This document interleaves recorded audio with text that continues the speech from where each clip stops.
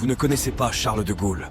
Charles de Gaulle, né le 22 novembre 1890 à Lille et décédé le 9 novembre 1970 à Colombey-les-Deux-Églises, fut un militaire, résistant, homme d'État et écrivain français, de 1914 à 1918. La Première Guerre mondiale.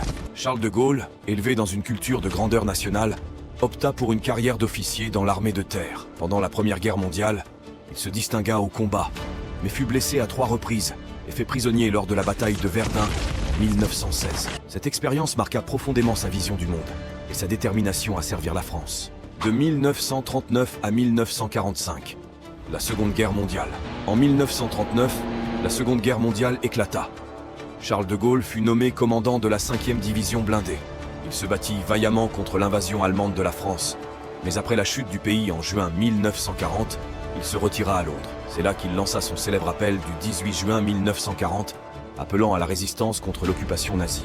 L'honneur, le bon sens, l'intérêt supérieur de la patrie commandent à tous les Français libres de continuer le combat. De Gaulle devint le symbole de la France libre et de la lutte pour la liberté.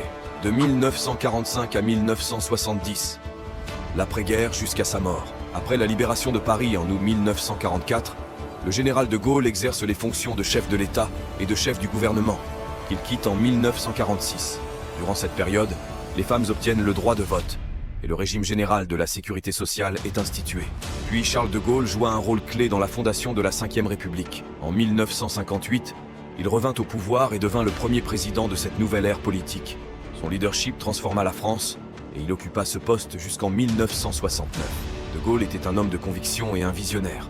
Il est mort en 1970. Son héritage perdure dans la politique française et dans le cœur des citoyens. Cliquez sur j'aime afin de nous encourager. Et abonnez-vous pour ne pas rater nos prochaines vidéos.